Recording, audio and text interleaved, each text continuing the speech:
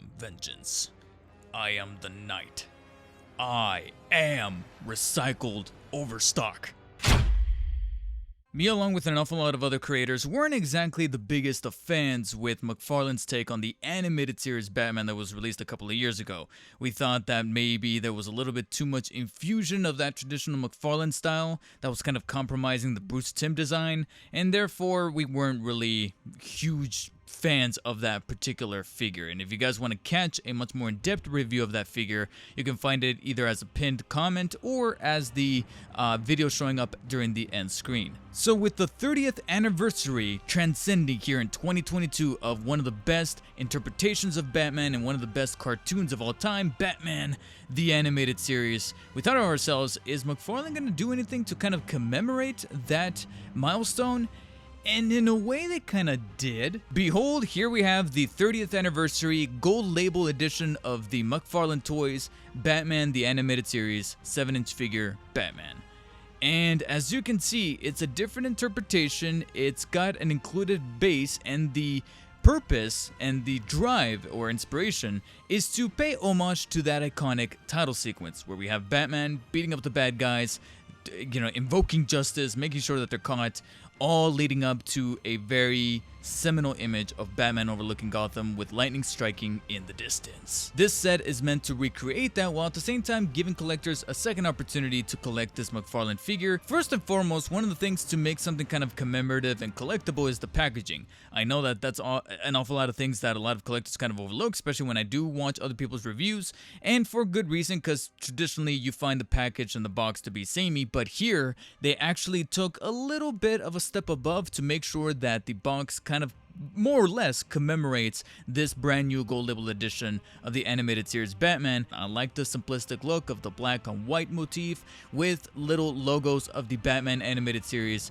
pocketing the corners here and there. You have a little circle that allows you to try out the new functionalities of the base, which we'll get to momentarily. So overall, it's appeasing to the eye, but there's some missed opportunities that leaves an awful lot of real estate blank on the packaging. You see on the sides here that you have traditional font for the Batman Animated Series logo on the side. You got your traditional McFarlane Toys branding, and even you got correlations with DC Direct branded throughout. But then you get to the back and you'll notice it's rather vacant. There's very few logos, very few design choices and things like that. You just see a very generic archival screenshot of the figure itself with the base, and then the little light up function there with different translations, and you know what I mean? Like, there's just more potential that they could have gone with the design to be artistically free, artistically different, to make this packaging worth collecting. Because as I see it here, the front led an impression that was then kind of let down by the back. Upon opening the box though, one of the first things you're going to be pretty much put into your hands, because of how easy it is to remove, will be that base. And it's obviously going to be the biggest differentiator and probably one of the more attractive things to want to collect this particular iteration, is that light up base meant to recreate that iconic image from the title sequence.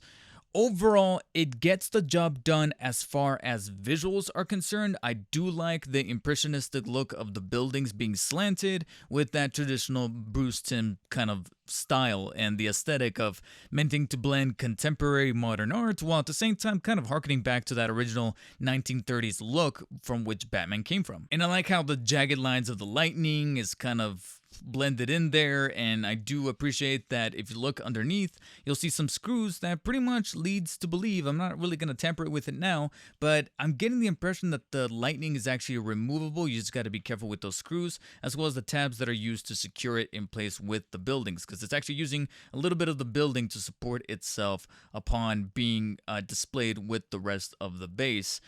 However, the actual feel and quality behind said base, not exactly all that great. It's actually a little bit on the cheaper side. It's very light, made out of, I don't want to say flimsy plastic necessarily, but it's also not premium whatsoever either. It's kind of somewhere in between where you think to yourself, there's an awful lot left here to be kind of desired, and upon displaying it up on your mantelpiece, it may look cool from a design standpoint and from a look standpoint, but if you're ever really toying around with this or maneuvering it too much, there's a great risk of it breaking. But of course, it's meant to look a little cooler than that by activating the light up function to then make that image of the title sequence even more evocative and cool looking. Now, in order to do that, like I mentioned during the box segment, you do have a button here that allows the try me function, but if you want to go ahead and leave the light permanently on, or leave it on indefinitely, you do have a switch at the bottom that's able to toggle between off, try me mode, and on, along with the compartment where you're able to swap out the batteries. The thing is that the light looks better inside the box. Once you actually kind of look at it in person, it's pretty much being powered by these two blue LED lights, and it does an adequate job of lighting up the lightning between the two buildings, but I kind of wish that there would have been at least a third light on the far right portion of the base.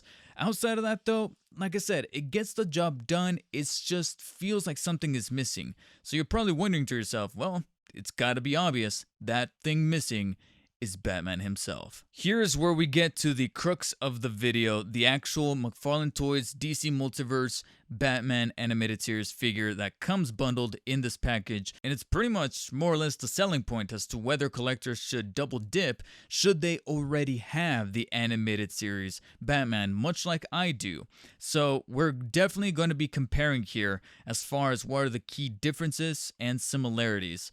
For the most part, as you can see, based on first impressions, we are in fact dealing with the exact same McFarlane Toys figure. So if there were some things here that were adequately not going to be changed from a design standpoint, from an aesthetic standpoint, and you felt like you were either indifferent or more so on the negative side of that original McFarlane Toys figure, kind of like how I was, there is very, very, very little here to sway you in any kind of direction. This is meant to be more so for those who may have already missed on that original McFarlane or are not willing to pay some inflated prices. You see, even though they're using the exact same mold, there are some very obvious color differences and repaint decals that were alternated for this brand new release. You could argue that an awful lot of the yellow and somewhat tan infused kind of color patches or swatches, for example the bat symbol, the utility belt, and the mouth, are a little bit more on the saturated side, but I would argue they're overly saturated. The bat symbol and the utility belt lean more towards the hue of orange than they do yellow, like the traditional design from that animated series. And then the gray used for throughout his suit is a little bit on the darker and more muted side as opposed to the original McFarlane release. And then we get to some of the obvious aesthetical choices to fit in line with the base to recreate that image. And that is, of course, the cape. You'll notice that the cape is specifically designed and molded to look like it's blowing in the wind.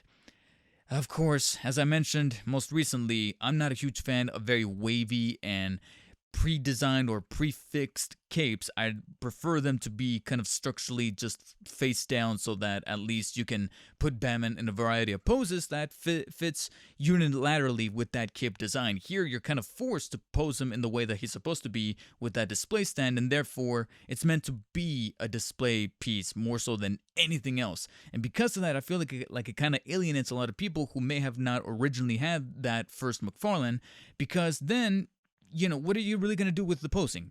All you can really do is just displaying with the base, because more often than not, you're going to have this cape in the way. More so, I don't know, again, if this is an isolated incident or if this is going to be a widespread issue, but this is a very critical issue nonetheless. The quality and the actual feel of this cape is actually worse than the original. There's some weird kind of splotches and weird texturing and weathering and weird stuff going on here on the back that looks like it's been handled by some greased up hands, or there's some dirt on it. I don't know. It just looks very low quality and just feels kind of ugly. And then another little aesthetical difference that I understand the purpose behind it to, again, coalesce with the base, is that throughout the darker portions of his suit, specifically the boots, the gauntlets, the underwear, I guess you can call it, as well as the cape and cowl, were given these little blue streaks to kind of resemble the lightning striking and shining upon those black portions of the costume, to again kind of mimic that artistic style that Bruce Timm was trying to incorporate in his imagery.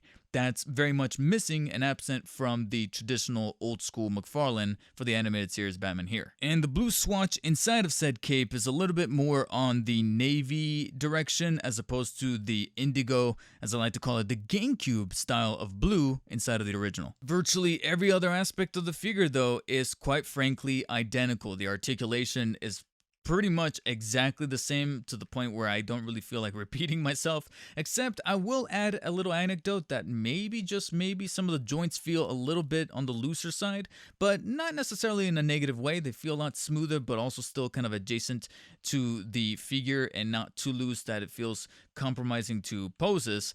But at the same time, it is kind of counterintuitive, considering that because of that cape and because of the base, there's really only one real pose you can put him in, and that is that in that triumphant looking up pose that he has from the title sequence. What more are you really going to do with him? Same thing for the accessories he comes with. They're completely identical than that of the original release. The only major differences I was able to point out is that the batarang is a little bit flatter than the curved one from the original, and then the grapple gun is pretty much identical as far as sculpting, but the gray used on the little grapple part of that entire gun is actually much more muted and is missing the chrome kind of sheet to the paint. The extra pair of hands are also completely identical, except they got that blue streak on top to again mimic the lightning shining on him, and then the black base as well as the collectible card, completely identical. The only major difference is that the card itself has a black outline on it that admittedly looks a little better than the original white outline. Perhaps maybe there's something here missing, and it's possibly that it's because I'm kind of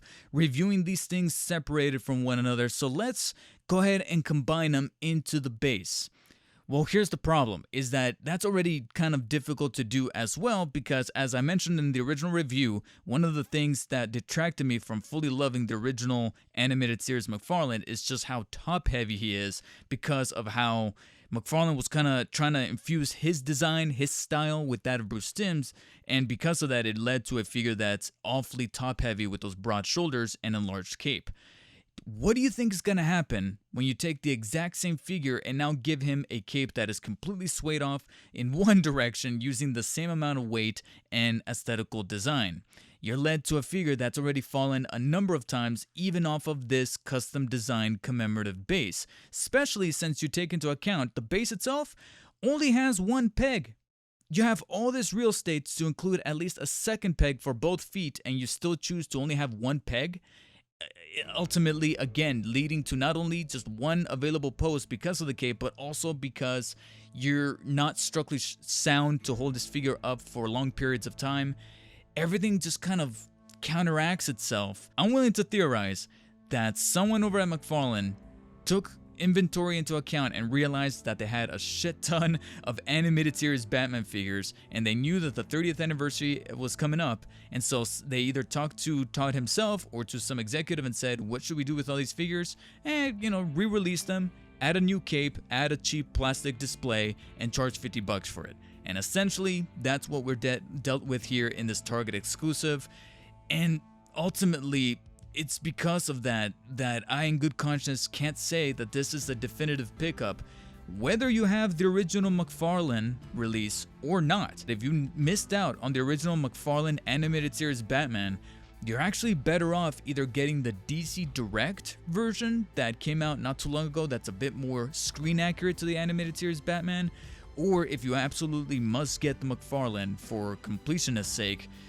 as long as it's not crazy expensive or inflated, you're better off going to a vendor like, say, for example, Frankensons, paying an extra $5 to $10 and collecting him that way. Target exclusive gold label animated series Batman is gonna get a 5 out of 10 from me. I simply just don't think that it's worth it, whether you have the original or not. But that is simply just my take. Let me know in the comment section below, does this look appealing to you guys? Do you think that this is worth collecting for those who already have the McFarlane Toys animated series? Is this maybe worth double dipping just to kind of have packaged together there up on the mantelpiece as a display piece? Or do you think that this is an instant pass and McFarlane should take into consideration more so for special edition gold labels down the line? Let me know your guys' insight insights in the comment section below. If you guys enjoyed this comparison video, hit the thumbs up. If not, hit the thumbs down for more McFarlane's coming up here in the very future, as well as Marvel Legends, Spidey, and Batman content.